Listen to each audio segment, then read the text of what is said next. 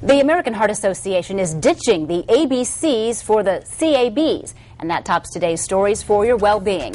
When it comes to performing CPR, rescuers are now being urged to start with hard, fast chest compressions before giving mouth-to-mouth. This change ditches the old ABC approach, A for airway, B for breathing, and C for compressions.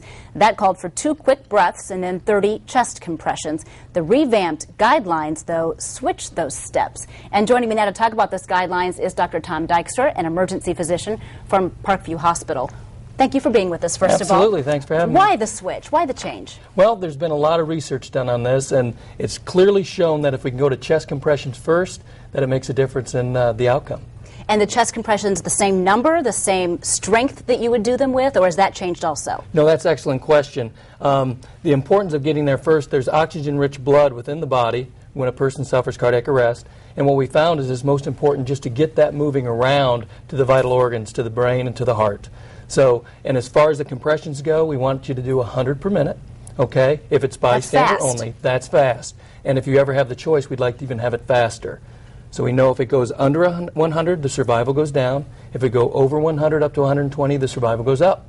So it's real clear. We hear a lot about the hands-only CPR. Correct. Is that a good idea, or do you need the mouth-to-mouth to go with it? Well, that's a good question as well. Many people are very reluctant to do mouth-to-mouth.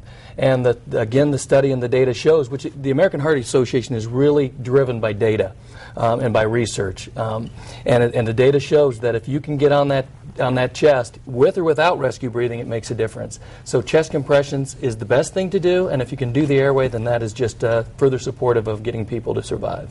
And you mentioned that some people are reluctant to step in, maybe because a stranger is in a cardiac arrest, but you said that's not the case in most cases. Correct. When we look at the data and single it out for healthcare facilities specifically, nearly 80% of cardiac arrests happen in the home. So it's not going to be someone you don't know. And that just really pushes the importance of parents, brothers, sisters, children all knowing CPR, knowing to get on the chest and push.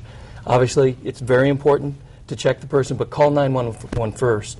We have wonderful EMS personnel here throughout Fort Wayne, specially trained in this through Three Rivers Ambulance Authority, Fort Wayne Fire, and the regional providers as well, and even Fort Wayne Police. We have people there in 4 minutes from the time you call. And that's fast. That's fast. Now, do you have to know CPR? Do you have to be trained if you know, let's say a loved one collapsed, and I'm not trained, can I do more damage by trying something? You cannot. And that the studies look at it very closely. You can do damage by not doing something. When we look at people that have suffered arrests or have passed out for other reasons, if you push on their chest, you will not hurt them. If you don't push on their chest, they don't have a chance for survival. So it's made very easy. Get on their chest, get on it quickly, and the quality is very important. Get them to 100, 2 inches deep, 1.5 inches for children. So something's better than nothing in that case. Absolutely. Yeah, okay. You can literally take a dead person and bring them back to life. Okay, so compressions first, then airway. Then you can open airway, and you can give them a rescue breath if you feel comfortable doing that. Good advice. Thank you, Dr. Tom Dykstra. We appreciate Pleasure to meet that. you. All right.